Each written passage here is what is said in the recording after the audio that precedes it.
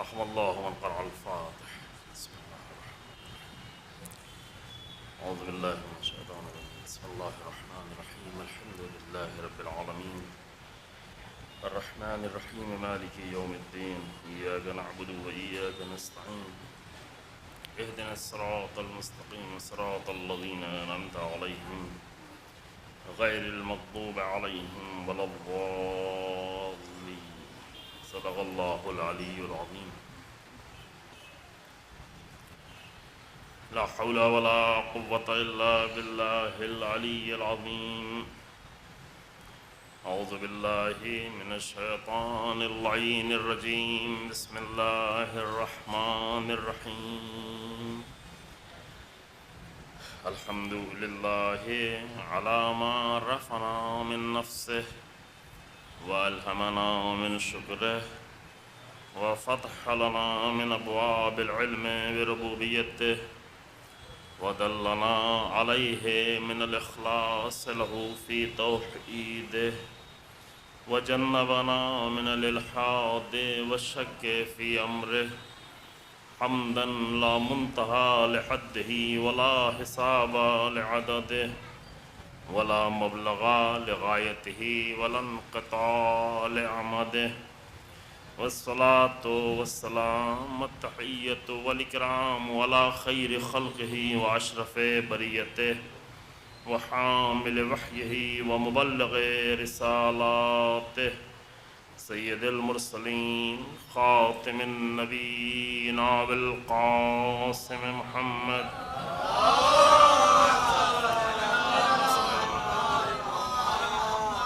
ثم الصلاة والسلام على أهل بيته الطيبين الأطهرين المعصومين المنتجبين بلعنة الله على أعدائهم أعداء الله أجمعين. أما بعد فقد قال الحسين بن علي عليهما الصلاة والسلام ألا ترون إلى الحق لا يعمل به وإلى الباطل لا يتناهى عنه ليرغب المؤمن في لقاء ربه صلوات محمد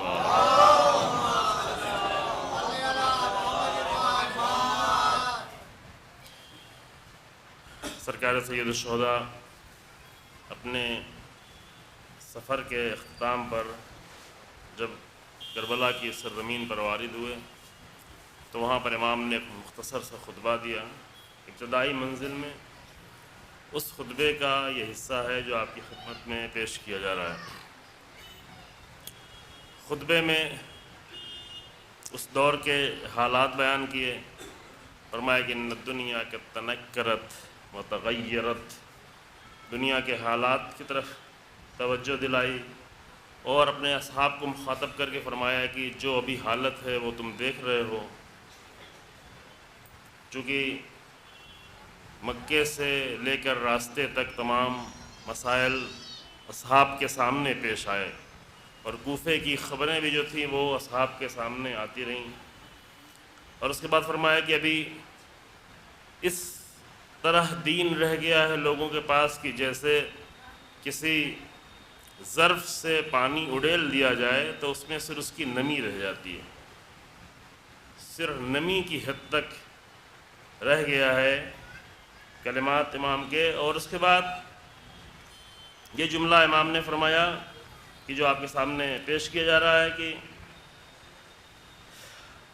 ان الدنیا قد تغیرت وتنکرت وادبر معروفها ولم يبق منها الا صبابۃ كصبابۃ الاناء.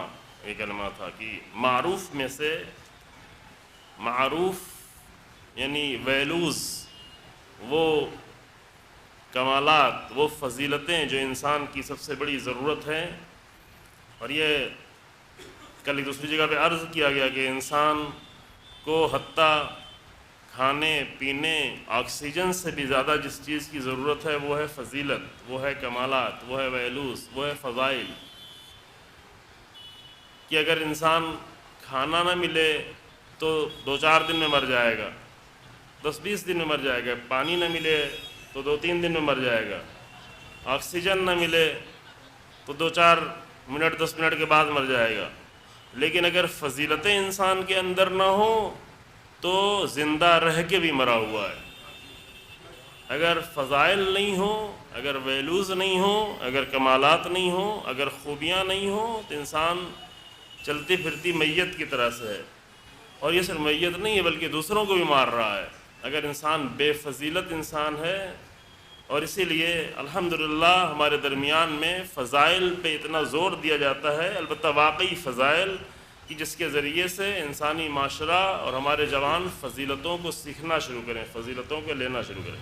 امام حسین علیہ السلام فرماتے ہیں کہ ابھی معروف فضیلتوں کو، فضائل اور کمالات کو قرآن کی زبان میں کہتے ہیں معروف۔ یہ جو آپ کہتے ہیں امر بالمعروف، نیکیوں کا حکم دینا، نیکیاں یعنی تمام فضیلتیں جو انسان کی سب سے بنیادی اور بڑی ضرورت ہے۔ امام فرماتے ہیں کہ وَلَمْ يَبْقِ مِنْهَا إِلَّا كَسَبَابَةِ الْأَنَا، ان فضیلتوں میں سے کچھ باقی نہیں رہا ایک ایسے دور میں کہ جہاں حکومت یزیدوں کے ہاتھ میں ہو تو فضیلتیں نہیں رہ جاتی۔ جس چیز سے انسان محروم ہوتا ہے، اگر حاکم، اگر ذمہ دار افراد، چاہے حکومت ایک ملک کی ہو چاہے کسی چھوٹے پیمانے کی حکومت، جہاں ذمہ دار لوگ بے فضیلت لوگ ہوتے ہیں اور ظالم لوگ ہوتے ہیں، تو وہاں پر انسان ویلوز سے محروم ہوتا ہے، انسانی معاشرے فضائل سے محروم ہوتے چلے جاتے ہیں، فضیلتیں وہاں پر نظر نہیں آتی ہیں۔ جوانوں میں، بزرگوں میں، خواتین میں جس چیز کی انسان کو سب سے زیادہ ضرورت تھی اسی سے محروم ہوتا چلا جاتا ہے۔ اب یہ بات میں یہاں پہ زیادہ ابھی کھولوں گا نہیں، اب آپ اس پہ سوچیں، دیکھیں اس نتیجے تک آپ پہنچتے ہیں نہیں کہ واقعی انسان کو فضیلت کی اتنی ضرورت ہے یا ضرورت نہیں ہے۔ یعنی بغیر فضائل کا انسان وہی ہے جس کے لیے قرآن نے کہا کہ یہ ممکن ہے جانور بلکہ اس سے بھی بڑا ہو جائے اگر اس کے پاس فضیلتیں موجود نہ ہو، اگر ویلوز انسان کے پاس نہ ہو، اگر معروف انسان کے پاس نہ ہو۔ اور امام حسین علیہ السلام نے اپنی تحریر میں یہی لکھا تھا کہ انما خرجت لطلب الاصلاح فی امت جدی ارید ان آمر بالمعروف، میں اصلاح کے لیے نکلا ہوں، لیکن اصلاح ہوگی کیسے؟ اصلاح ہونے کا طریقہ یہ ہے کہ بے فضیلت معاشرے میں فضیلت پیدا کر دی جائے۔ توجہ فرما رہے ہیں آپ لوگ؟ یعنی فضائل سے عاری معاشرہ اور فضائل سے بے خبر معاشرے میں فضیلتیں پیدا کرنا، کہ ان ممبروں کو بھی اصلی کام یہی ہے کہ اگر ہمارے اندر فضیلتوں کی کمی ہوتی چلی جائے تو فضائل صرف بیان نہ کیے جائے، فضائل پیدا کیے جائیں۔ اور فضائل پیدا کیسے ہوتے ہیں؟ فضائل بیان کرنے سے پیدا نہیں ہوتے، صاحب فضیلت بننے سے فضائل پیدا ہوتے ہیں۔ کہ اس کے لیے لازم ہے کہ بیان بھی ہو، لیکن صرف تنہا بیان کافی نہیں ہے۔ جب انسان کے اندر فضیلتیں پیدا ہونا شروع ہوتی ہیں تو وہ فضیلتوں کو دوسروں میں منتقل کرنا شروع کر دیتا ہے۔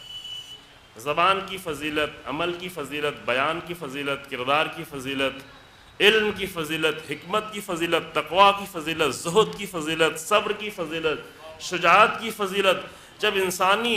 جب ذمہ دار لوگوں میں فضیلتیں پیدا ہوتی ہیں تو قوم میں خود بخود فضیلتیں پیدا ہونا شروع ہو جاتی ہیں۔ لیکن اگر ذمہ دار لوگ فضائل کے بغیر ہوں تو ہم کتنا بھی فضائل بیان کرتے رہیں، قوم فضائل سے محروم ہی رہ جائے گی۔ لہذا فضائل کے بیان کی بھی ضرورت ہے، فضائل پیدا کرنے کی ضرورت ہے۔ ایک ماں باپ اگر بچوں سے صرف فضیلتیں بیان کرتے رہیں کہ بیٹا پڑھو، بیٹا لکھو، بیٹا اچھے بیٹے بنو، بیٹا جھوٹ نہیں بولو، بیٹا سچائی کرو، لیکن خود جھوٹ بولتے رہیں، تو کیا ہوگا؟ یہ فضیلت بچے میں پیدا نہیں ہوگی، کیونکہ بچہ زبان کی آواز کو نہیں سنتا، عمل کی آواز کو سنتا ہے، کردار کی آواز کو سنتا ہے۔ اور یہ بلند مقام ہے، یعنی واقعاً ممبروں کا اصلی ترین۔ اب میں ایک جملہ پہلے یہاں تو نہیں کہیں اور کہا ہے، جلدی سے کہہ کے گزر جاتا ہوں عزیزو، کہ حسین ابن علی سلام اللہ علیہ کہہ رہے ہیں کہ میں تو اصلاح کے لیے جا رہا ہوں، میں پوری بھرے گھر کی قربانی دے رہا ہوں، انما خرجت لطلب الاصلاح، اور ابھی اگر کہا جائے کہ اصلاحی مجلس تو کہتا ہے فلاں جگہ پہ اصلاحی مجلس ہو رہی، مجھے مزہ نہیں آ رہا ہے۔ یہ آج ہے حسین ابن علی کی مظلومیت۔ ہم سن 61 ہجری کی مظلومیت کا ذکر کرتے ہیں، لیکن یہ آج کی مظلومیت ہے کہ حسین ابن علی اپنا پورا بھرا گھر قربان کرتے ہیں اصلاح کے لیے، اور اصلاح کا راستہ بھی بتایا کہ راستہ یہ ہے کہ اُرید ان آمر بالمعروف وانہی عن المنکر۔ طریقہ یہ ہے کیسے اصلاح ہوگی، ایک قوم کی اصلاح کیسے ہوگی؟ اصلاح کا طریقہ یہ ہے کہ بے فضیلت معاشرے میں فضیلتیں پیدا کر دی جائیں، معروف پیدا کر دی جائیں، ویلوز پیدا کر دی جائیں۔ معروف اسی کو کہتے ہیں۔ وَأَنْهَا عَنِ الْمُنْكَرِ، اور جو فضیلت کے خلاف جو چیزیں ہیں، جو رذیلتیں ہیں، جو فضیلت کے مقابلے میں کیا ہے اپوزٹ؟ رذیلت۔ اب یہ کلمہ آپ شاید نہیں سنتے، فضائل کے مقابلے میں ہے رذائل، فضیلت کے مقابلے میں ہے رذیلت۔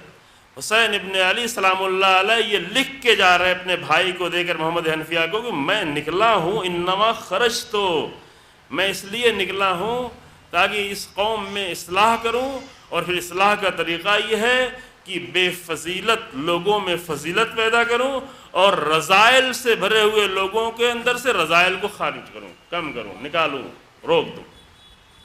اور یہی کام ہے حسینیت کا بھی، یہی کام ہے ان ممبروں کا بھی۔ انشاءاللہ ہمارے ایک بزرگ ہیں، خدا ان کو سلامت رکھے اور ان کی حفاظت فرمائے، وہ یہ جملہ کہا کرتے ہیں، میں نے خود ان کی زبان سے نہیں سنا لیکن کئی لوگوں نے بیان کیا کہ انہی ممبروں سے قوم خراب ہوئی، انہی ممبروں سے صحیح بھی ہوگی۔ جب قوم خراب ہونے لگے ممبر سے تو وہ رسول اللہ کا ممبر نہیں رہ جاتا، لیکن جب اس سے صحیح ہونے لگے تو وہ رسول اللہ کا ممبر بن جاتا، کیونکہ ممبر تو لکڑی کا یا لوہے کا نہیں ہے۔ ممبر اس وقت ممبر ہے جب اس سے وہ باتیں کی جائے جو انبیاء کرتے رہے ہیں۔ تو جب یہ کام ہونا شروع ہو جائے گا، نا امید نہیں ہے انسان، بہرحال نا امیدی کی باتیں اچھی بھی نہیں ہوا کرتی، بہرحال بیدار لوگ آئیں گے اور علماء آئیں گے۔ ابھی مجبوری ہے کہ ہم جیسے طالب علم ممبر پر آ کر بیٹھے ہوئے ہیں، جو اہل نہیں ہو ممبر کے، شاید ایسے لوگ آئیں جو آ کر قوموں کی بے فضیلت قوم میں فضیلتیں بھر دیں۔ ویلوز سے خالی قوم میں درد ہوتا ہے انسان کو جب دیکھتا ہے جوانوں کی حالت، ان کی اخلاقی حالت، ان کی اجتماعی حالت، ان کی فیملی کی حالت، ان کی ذہنی حالت، ان کی علمی حالت۔ یہ حالت جو فضیلتوں سے محروم ہے جوان، ان کو دیکھ کر انسان کو درد ہوتا ہے کہ ہم ذکر حسین ابن علی کرتے رہیں اور فضائل سے محروم رہیں۔ فضائل کو صرف آ کر ممبر اور فرش عزا تک محدود رکھا جائے، نہیں، حسین ابن علی کے فضائل وہ ہیں کہ جو زندگیوں کے لیے ہیں، صرف فرش عزا کے لیے نہیں ہیں۔ اور زندگیوں میں کب داخل ہوتے ہیں؟ جب انشاءاللہ سب مل کر فضیلت کی راہ میں قدم اٹھانا شروع کریں۔ اس میں سے ایک فضیلت جس کا ذکر یہاں پہ ہو رہا ہے وہ یہ کہ حق کے لیے قیام کرنا۔ حسین ابن علی سلام اللہ علیہ نے فرمایا، اسی خطبے کا یہ بات کا جملہ ہے، بیچ میں ایک جملہ اور تھا، اسے چھوڑتے ہوئے آگے بڑھتے ہیں۔ امام فرماتے ہیں، اللہ ترون الی الحق لا یعمل بہ والی الباطل لا یتناہی عنہ، کیا تم دیکھتے نہیں کہ لوگ حق پر عمل نہیں کر رہے ہیں؟ یہ بے فضیلتی کی طرف انسان اس طرح جاتا ہے۔ اگر حق کو چھوڑنا شروع کر دے اور حق پہ عمل نہ کر رہا ہو تو حتماً یہ معاشرہ بے فضیلت معاشرہ ہو جائے گا، کیونکہ ہر فضیلت سے محروم ہوتا چلا جائے گا۔ وَإِلَى الْبَاطِلِ لَا يُتَنَاهَى عَنْهُ، اور ہر جگہ باطل نظر آ رہا ہو لیکن اس سے روکا نہیں جا رہا ہو۔ یہ درد تھا حسین، پہلے دن سے یہ کہہ رہا ہوں، حسین ابن علی سلام اللہ علیہ کا درد کچھ اور ہے، ہمارا درد کچھ اور ہے۔ حسین ابن علی کا درد یہ تھا کہ حق پر عمل نہیں ہو رہا ہے، باطل سے روکا نہیں جا رہا ہے، اور جب تک حق پر عمل نہ ہو رہا ہو اور جب تک باطل سے نہ روکا جا رہا ہو اس وقت تک حسین ابن علی کا درد باقی ہے۔ تلواروں کا زخم وہ ختم ہو جائے گا، تیروں کا زخم ختم ہو جائے گا، لیکن حق پر عمل نہ ہونے کا درد یہ باقی رہے گا، جو کہ امام نے یہ فرمایا۔ اور اس کے بعد فرماتے ہیں، یہ میدان کربلا میں وارد ہونے کے فوراً بعد کا خطبہ ہے، چھوٹا سا خطبہ ہے جو امام نے دیا، اور اس کے بعد فرمایا کہ لِيَرْغَبَ الْمُؤْمِنُ فِي لِقَاءِ رَبِّهِ، یا فی لقاء اللہ، ایسی حالت میں مومن یہ رغبت پیدا کر لیتا کہ اپنے پروردگار سے جا کے مل جائے۔ کس کے درمیان میں رہے؟ ان یزیدی حکومت کے درمیان میں انسان زندگی گزارے، یزیدوں کے درمیان میں، چاہے جس دور میں ہو، چاہے سن 61 ہجری کی بات ہو، چاہے 2018 کی بات ہو، فرق نہیں پڑتا۔ اگر یزیدوں کے درمیان میں زندگی گزارنی پڑ رہی ہو تو مومن رغبت کرتا ہے کہ پروردگار سے ملاقات کر لے، پھر زندگی کی آرزو سے نہیں رہ جاتی۔ اور اس کے بعد فرمایا کہ فَإِنِّي لَا أَرَى الْمَوْتَ إِلَّا سَعَادَةً وَالْحَيَاةَ مَعَ الظَّالِمِينَ إِلَّا بَرَمَةً، میں موت کو ایسی حالت میں موت کو سعادت کے سوا کچھ نہیں سمجھتا۔ یوں نہیں ہے کہ میں فقط مر جانا چاہتا ہوں، میں فقط جان دے دینا چاہتا ہوں، میں فقط شہید ہو جانا چاہتا ہوں، نہ، حق کے لیے شہید ہونا چاہتا ہوں۔ اور وہ شہادت اور وہ جان دینا جو حق کے لیے ہو وہ سعادت کے سوا کچھ نہیں۔ اگر امام حسین علیہ السلام کو صرف جان دینا ہوتا تو مدینے میں بھی جان دے سکتے تھے، مکے میں بھی جان دے سکتے تھے، چھپے ہوئے خنجر احرام میں مکے میں بھی نظر آ رہے تھے، جان چپکے سے چلی جاتی ہے، جان دے دیتے، وہ بھی شہادت ہوتی ہے، لیکن وہ شہادت کے ذریعے سے حق اس طرح قائم نہ ہوتا جس طرح آج حسین ابن علی کے ذریعے سے قائم ہے۔ جان دینا بھی یوں نہیں کہ اپنے اختیار میں ہے، زندگی بھی اللہ کی دی ہوئی ہے، یہ زندگی کا رکھنا بھی اپنے اختیار میں نہیں ہے، زندگی کا دینا بھی اپنے اختیار میں نہیں۔ بہت ساری جگہوں پہ انسان کا دل چاہتا ہے جان دے دے لیکن نہیں دے سکتا، بغیر مقصد کے نہیں دے سکتا، بغیر مقصد کے دے گا تو ہلاکت ہو جائے گی، لیکن اگر ایک بڑے مقصد کے لیے جان دے دی تو یہ شہادت ہو جائے گی۔ فرق یہ ہے، اگر بغیر مقصد کے انسان جان دے دے تو انسان بڑا بھی ہو پھر بھی ہلاکت ہو جائے گی، لیکن اگر ایک بڑے مقصد کے لیے جان دے دے تو اس مقصد کی نتیجے میں جب تک وہ مقصد زندہ ہے یہ انسان بھی زندہ ہے، اسی کو کہتے ہیں شہادت۔ یہ تم گمان بھی نہ کرنا، لا تحسبن الذین قتلوا فی سبیل اللہ امواتا، ان کو گمان بھی نہ کرنا کہ مردہ ہیں، یہ زندہ ہیں۔ کیوں زندہ ہیں؟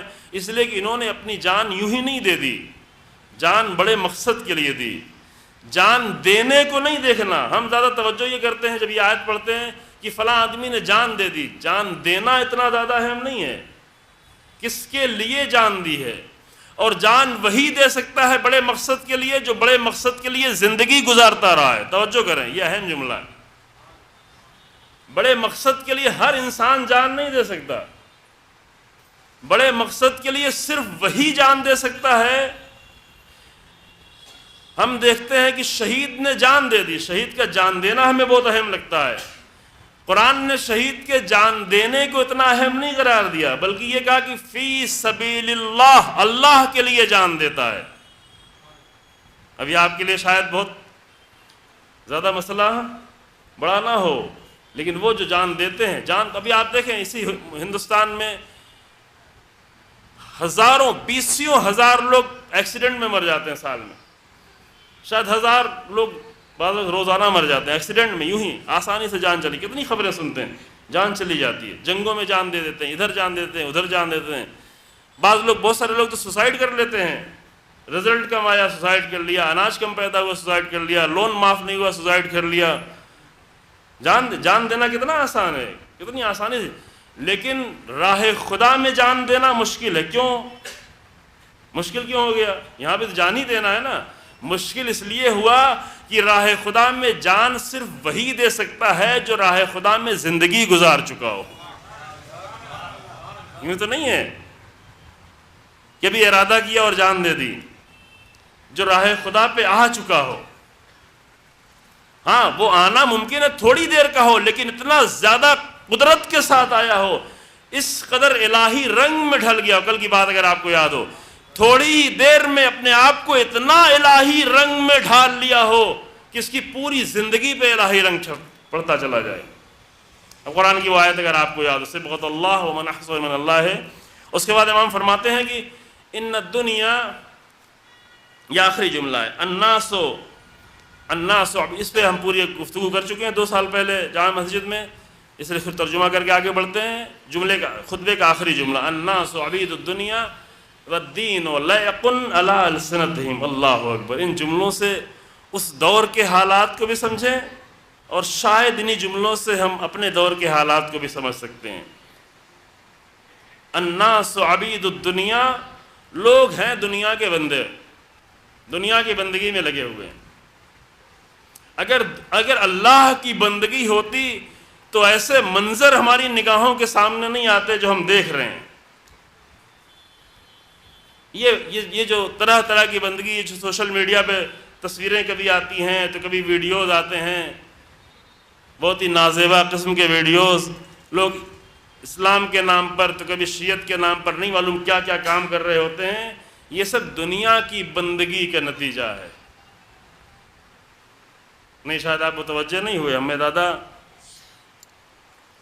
نام تو لینے کے لائق ہی نہیں ہے، کچھ نام، اس لیے نام تو نہیں لیتا، لیکن جس کی پیشانیاں اللہ کی بندگی سے آشنا ہو چکی ہوں، وہ کہیں اور بندگی کرنے پہنچ جائے، چاہے پتھروں کے سامنے چاہے انسانوں کے سامنے، تو وہ ساری بندگی ایک جیسی بندگی ہے۔ اور یہی ہے، امام نے اس زمانے میں کہا، یہ جو یزید کی بندگی کر رہے ہیں، چاہے وہ 61 ہجری کے یزید کی بندگی ہو چاہے آج کے یزیدوں کی بندگی ہو، اگر بندگی یزید کی ہے تو حسین ابن علی یہ کہتے ہوئے نظر آئیں، الناس عبید الدنیا، یہ دنیا کے بندے ہیں، چونکہ یزید دنیا ہے، دنیا کا غلام ہے۔ والدین لائق علی السنتہم، یہ جو دین کی باتیں کرتے ہیں، یہ فقط دین کا لقلقہ ہے، زبان کا لقلقہ ہے۔ لقلقہ سمجھ رہے ہیں؟ جو چیز بہت زیادہ زبان پہ آتی ہے، چر زبان لوگ جو آسانی سے بولتے ہیں، کیمرے بلا کر بول رہے ہوتے ہیں، میڈیا کو بلا کر بول رہے ہوتے ہیں، میڈیا بلا کر شیعت کی توہین کر رہے ہوتے ہیں، کیمروں کے سامنے اسلام کا مذاق اڑا رہے ہوتے ہیں۔ یہ سب کیوں ہے؟ یہ اس لیے ہے کیونکہ حسین ابن علی سلام اللہ علیہ پہلے بھی کہہ کے چلے گئے کہ یہ زمانہ معیار ہم بتا کے جا رہے ہیں، تم بعد میں پہچانتے چلے جانا۔ وہ لوگ جو دنیا کے بندے ہیں اور دین فقط لقلقہ زبانی کے طور پر ہے، تو ان کی حالت کیا ہے؟ ان کی حالت یہ ہے کہ یہ دین کے ارد گرد گھومتے رہیں گے، یحوتونہ ما درت معاشہم، جب تک ان کی معیشت یعنی اقتصاد، اکنومی، جب تک ان کی اکنومی دین کے ذریعے سے چل رہی ہے، دین کے ارد گرد گھومتے رہیں گے۔ لیکن فَإِذَا مُحِّسُوا بِالْبَلَاءِ قَلَّتْ دَيَّانُونَ، جب ان کو سختیوں میں آزمایا جائے گا تو دیندار بہت کم ہو جائیں گے۔ یہ حسین ابن علی نے کہا بھی تھا اور لوگوں نے دیکھا بھی کہ لاکھوں لوگ دین کی باتیں کر رہے ہیں، لیکن جب سختی میں آزمایا گیا تو صرف 72 لوگ کربلا تک نکل کر آئے۔ یہ عملی نمونہ تھا۔ فَإِذَا مُحِّسُوا بِالْبَلَاءِ قَلَّتْ دَيَّانُونَ۔ بس امام کا درد یہ تھا کہ حق پر عمل کیوں نہیں ہو رہا ہے۔ کل آپ کے سامنے پیش کیا ہم نے کہ ہر ایک تو کہتا ہے ہم حق ہیں، یہیں سے ایک دوسرا مرحلہ شروع ہونا ہے، تھوڑی سی گفتگو آج انشاءاللہ اس کے بعد، کہ چند مرحلے ہیں۔ سب سے پہلا مرحلہ یہی ہے کہ انسان حق کو پہچانے۔ تو کیوں اتنا ضرورت کیوں ہے حق کو پہچاننے کی؟ سوال کیوں آپ کا وقت اتنا لے رہے ہیں، یہاں پر حق کی باتیں کر رہے ہیں؟ کیوں حسین ابن علی سلام اللہ علیہ کے سارا درد یہ ہے کہ حق پر عمل نہیں ہو رہا ہے، اس کے لیے مجھے اپنا پورا بھرا گھر قربان کرنا پڑے تو میں قربان کر دوں؟ کیوں؟ اس لیے کہ حق پر عمل نہیں ہو رہا ہے۔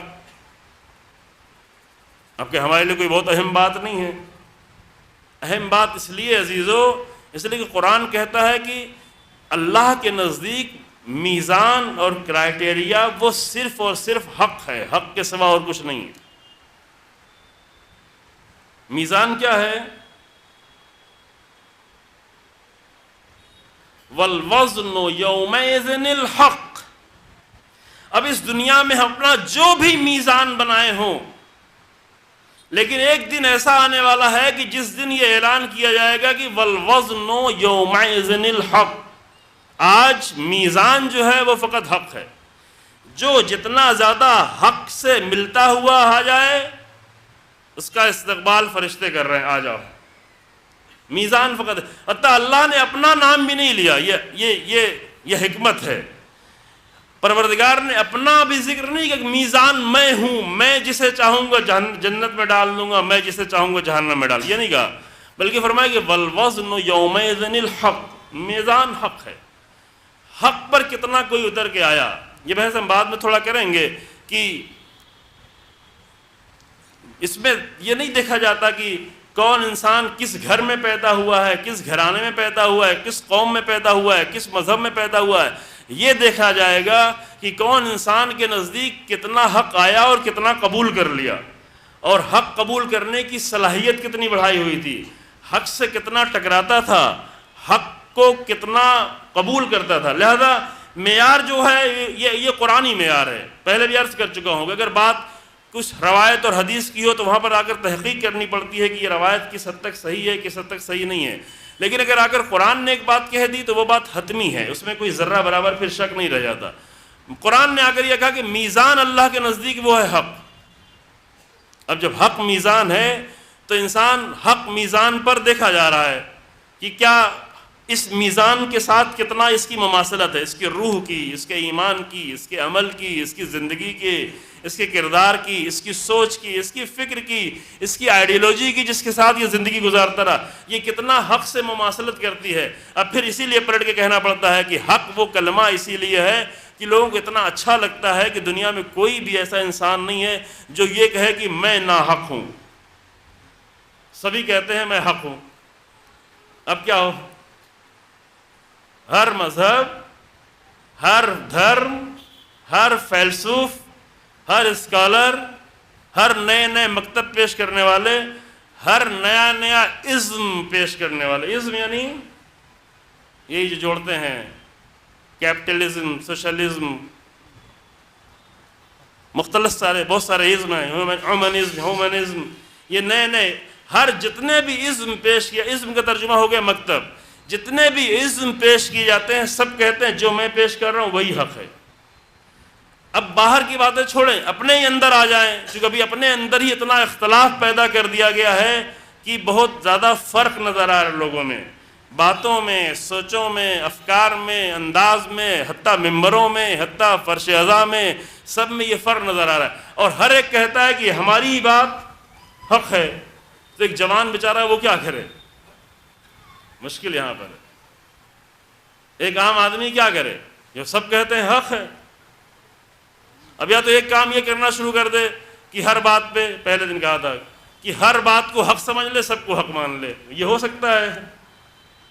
ابھی ہماری حالت یہ ہے، ہر بات میں کہتے ہیں واہ واہ سبحان اللہ، ہر بات پہ خوش ہوتے ہیں، کیوں؟ اس لیے کہ وہ کرائٹیریا نہیں ہے جس کی بنیاد پر پہچانے کہ یہ بات حق ہے یا حق نہیں ہے۔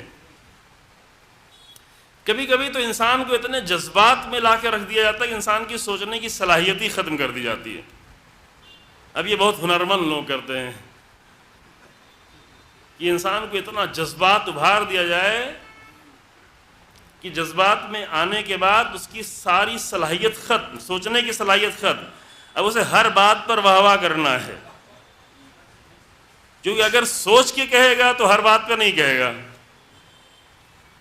لہذا پہلا کام کیا کر رہے ہیں، ایسے جذباتی جملوں سے بات کو شروع کرو کہ انسان، کیونکہ جذبات جب غالب آ جاتے ہیں، جذبات اچھی چیزیں ہیں، جذبات مفید چیزیں ہیں، جذبات انجن کا کام کرتے ہیں، جذبات انسانی جسم کے لیے پیٹرول کا کام کرتے ہیں، حرکت میں لاتے ہیں، لیکن یہ جذبات اس وقت محترم ہیں جب عقل کی حکومت کے سائے میں ہوں۔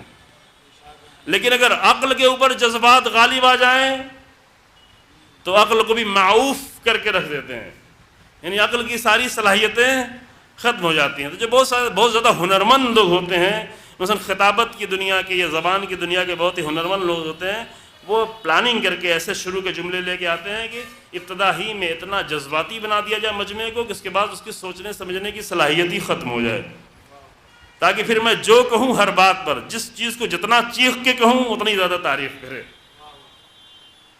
ابھی ہمارے ایک بزرگوار ہیں، کہتے ہیں ہمارے ہندوستان میں، یہ بر صغیر میں حقانیت کا معیار چیخنا ہے، موضوع حق ہے نا، حق پہ گفتگو، جو جتنا چیخ کے کہے وہی اتنا حق سمجھا جاتا ہے۔ ممبری پہ نہیں، ابھی عوام بھی یہ کرنے لگی، آپس میں لڑ رہے ہوتے ہیں، ایک بات غلط ہوتی ہے، کوئی مانتا نہیں، چیخ کے کہتے ہیں، لوگ مان جاتے ہیں۔ ہے ایسا؟ اس بیماری کا شکار ہیں؟ اگر شکار نہ ہو تو خدا کا شکر بنائیں۔ کبھی کبھی بیماری بڑھتی ہے، لوگ آگے کہتے ہیں کیا مولانا سیدھے سیدھے بات کرتے ہیں، تھوڑا کچھ آواز بڑھائیں۔ میں کیوں آواز بڑھائیں بھائی؟ یہ قرآن کی آیت کہتی ہے انا انکر الاصوات لصوت الحمیر، بدترین آواز گدھے کی آواز ہے، چیختا بہت زیادہ ہے۔ آپ مجھے گدھا بنانا چاہتے ہیں؟ کیوں؟ میرا دشمن ہے آپ؟ تو یہ ایک بہت ہی برا معیار ہے ہمارے یہاں ہے، اور دوسری جگہوں میں اس کے برخلاف ہے، صحیح بھی ہے۔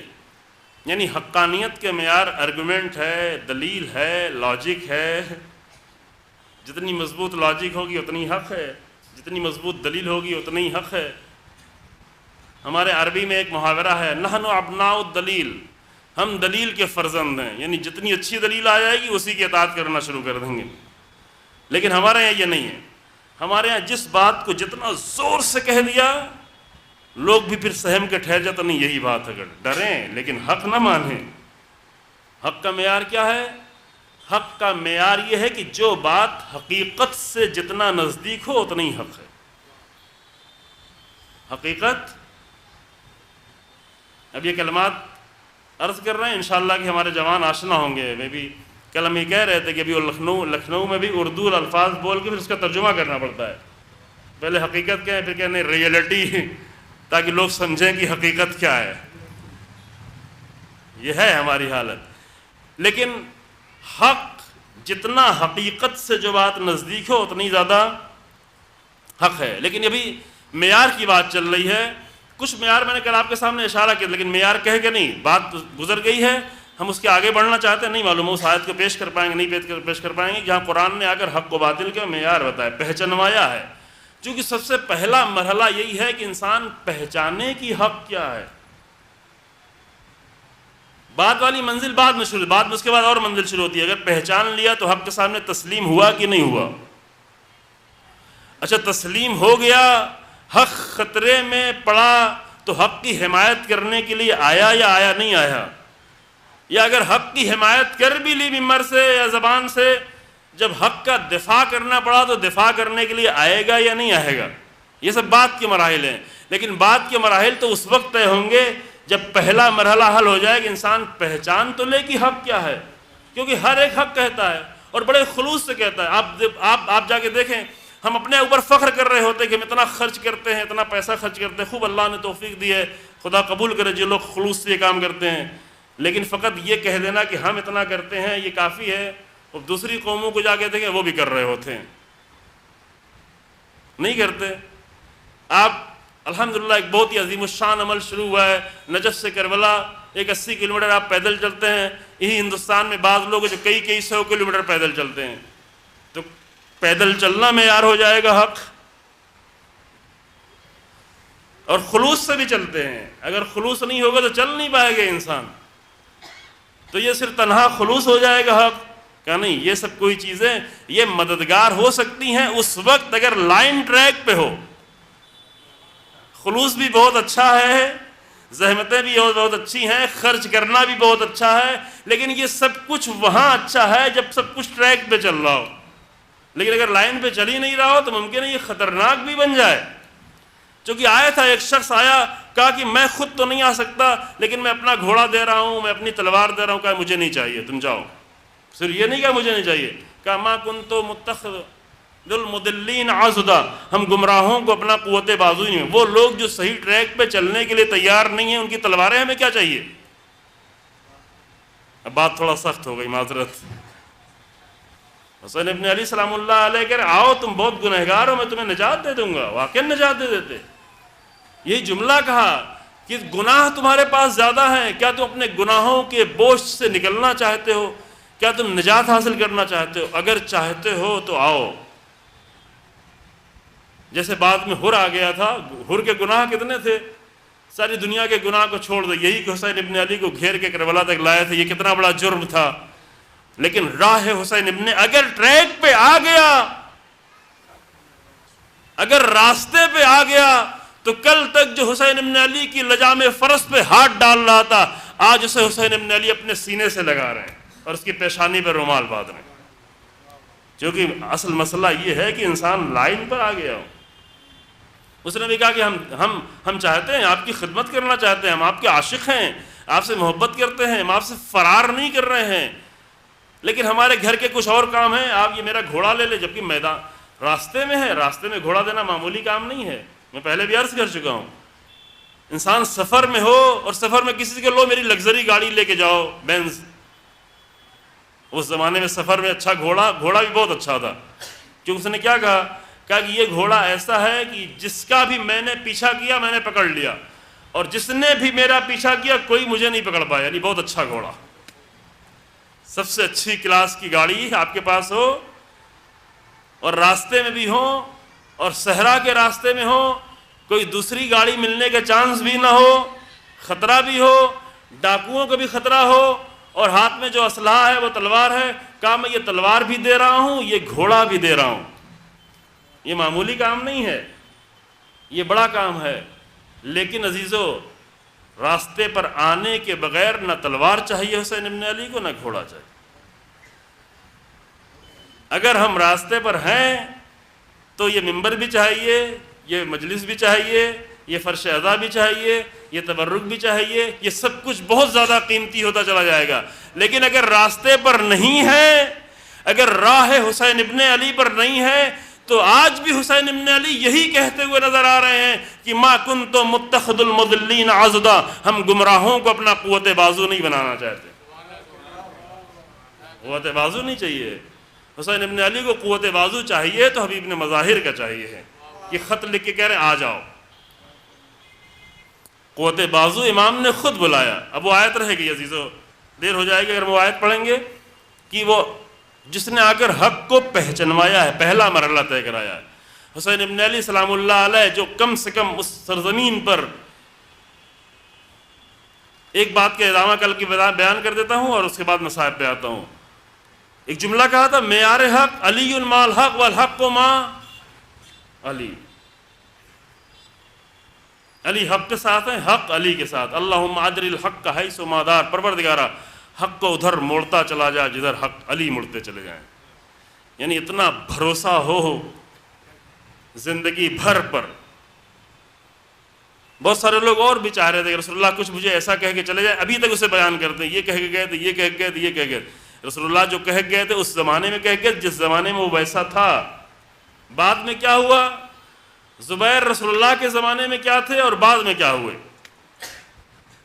نہ صرف رسول اللہ کے زمانے میں نہیں، رسول اللہ کے بعد بھی زبیر کیا تھے، اتنے محترم انسان تھے کہ جناب زہرا کو وصیت کرنی پڑی تو کہا کہ اے علی، اے ابو الحسن، میں آپ سے وصیت کروں یا زبیر سے کروں۔ زبیر ایسے انسان تھے، اور جب کوئی بھی نہیں تھا امیر المومنین کے ساتھ دینے والا تو ننگی تلوار لے کے صرف زبیر امیر المومنین کے ساتھ ساتھ چلا کرتے تھے، اکیلے، اور بعض لوگ ساتھ میں تھے لیکن تلوار کے لائق نہیں تھے۔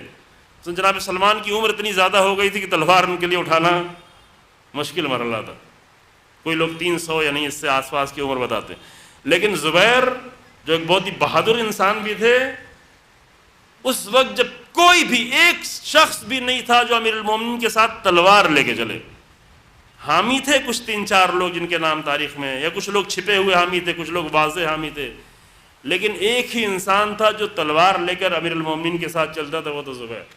اس زمانے کے زبیر وہ تھے، لیکن جنگ جمل کے زبیر کچھ اور ہو گئے۔ تو حالات بدلنے سے انسان بدل جاتا ہے۔ اگر انسان کے پاس حق کا صحیح معیار موجود نہ ہو تو انسان کے لیے مشکل بنتی چلی جاتی ہے۔ اگر رسول اللہ نے فرمایا امیر المومنین علی ما الحق والحق ما علی، تو یہ جملہ کہا ہے امیر المومنین کے لیے، یہ امیر المومنین ایک مصداق ہے حق کا۔ اس کا مطلب یہ نہیں ہے کہ امام حسن علیہ السلام کے لیے نہیں ہے، امام حسین علیہ السلام کے لیے، نہ، زمانے کے ساتھ ساتھ یہ حدیث آگے بڑھ رہی ہے۔ جیسے قرآن کے لیے فرمایا کہ ان القرآن سیفسرہ الزمان، جیسے جیسے زمانہ آگے بڑھتا چلا جائے گا قرآن کی تفسیر بھی آگے بڑھتی چلی جائے گی۔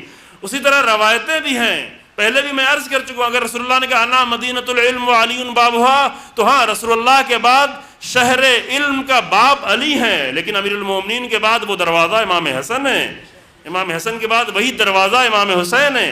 یہ دروازہ کبھی بند ہونے والا نہیں ہے۔ یہ نہیں کہ رسول اللہ تھے تو شہر علم تھا اور امیر المومنین تھے تو باب علم تھا، لیکن جب امیر المومنین نہ رہے تو دروازہ علم کا بند ہو گیا. نہ، علم کا دروازہ بند نہیں ہوا، مصداق بدلتا چلا جائے گا. آج بھی یہ علم کا دروازہ کھلا ہوا ہے. ابھی کچھ لوگ وہ ہیں جو علم کے دروازے سے نہیں لینا چاہتے، کہیں اور سے لینا چاہتے ہیں.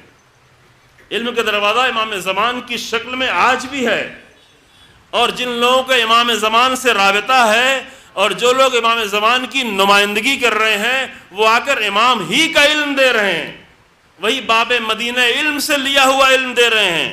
اب یہ ہماری مشکل ہے کہ اس دروازے سے علم نہ لیں جو باب مدینہ علم سے جڑا ہوا ہے، بلکہ ان سے علم لینا شروع کریں جنہوں نے جہالتوں سے اپنا رابطہ جوڑ رکھا ہے.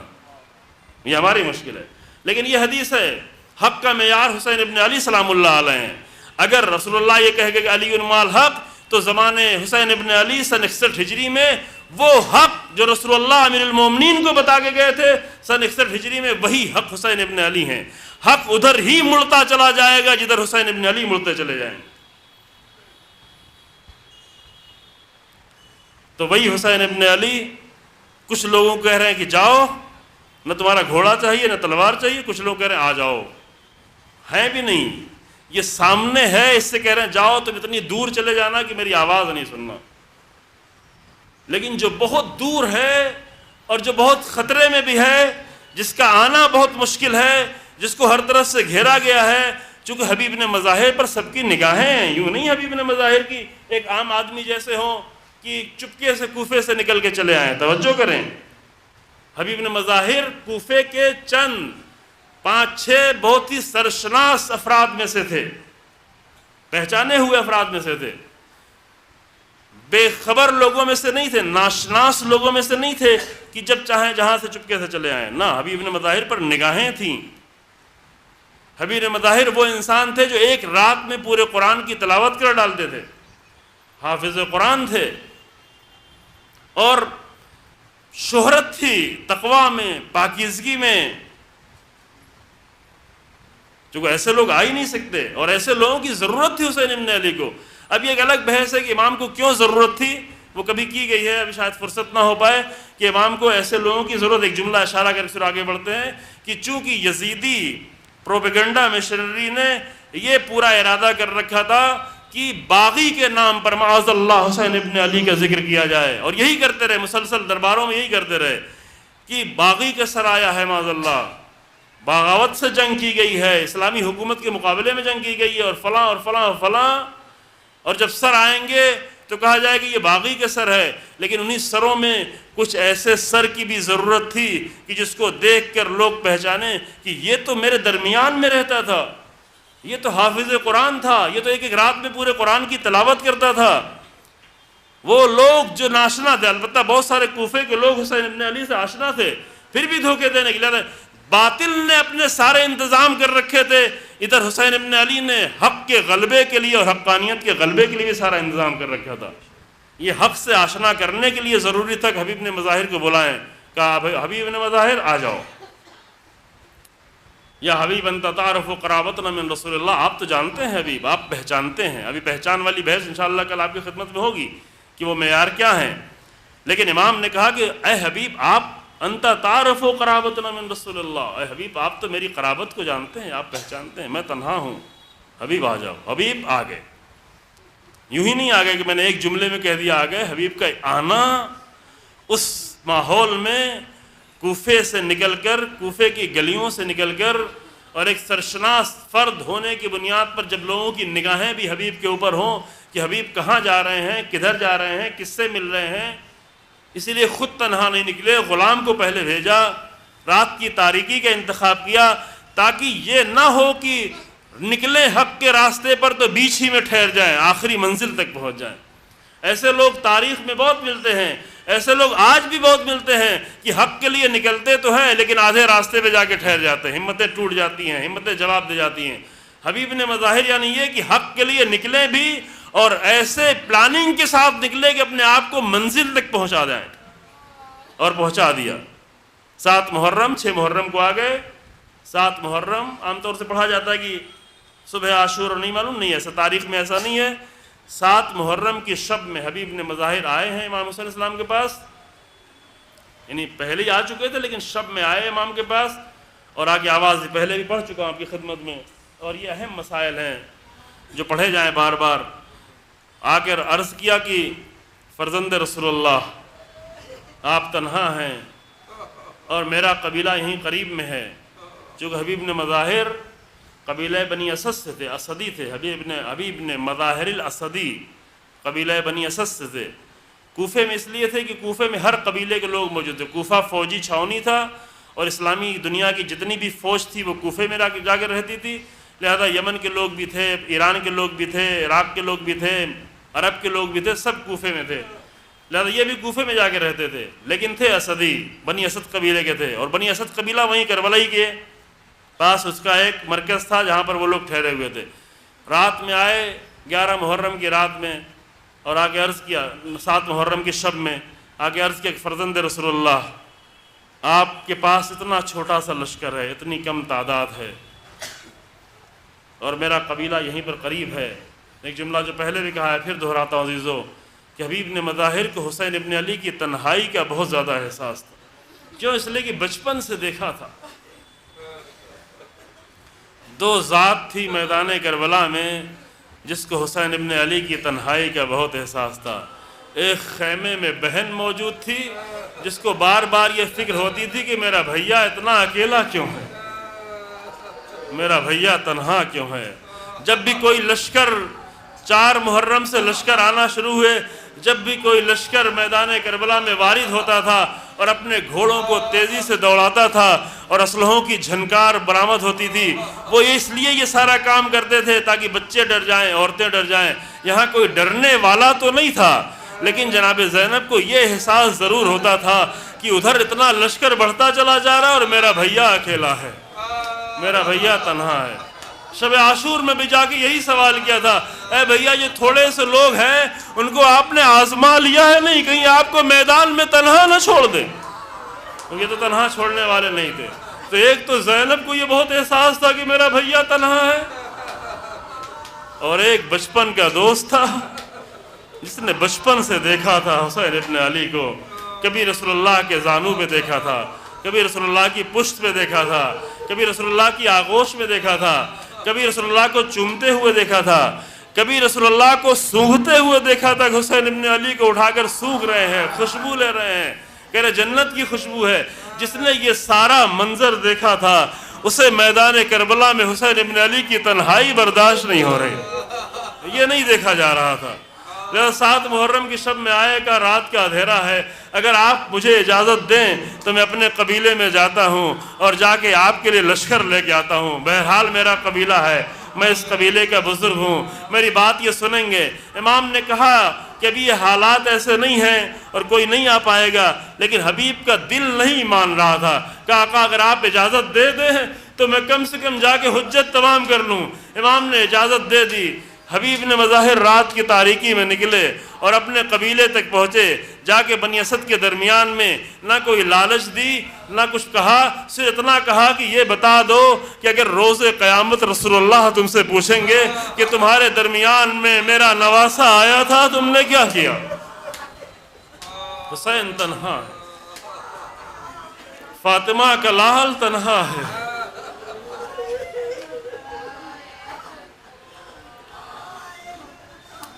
حبیب نے مظاہر کے کہنے کا یہ اثر ہوا کہ ایک 90 لوگ اپنی تلواریں لے لے کر حبیب نے مظاہر کے ساتھ چلے۔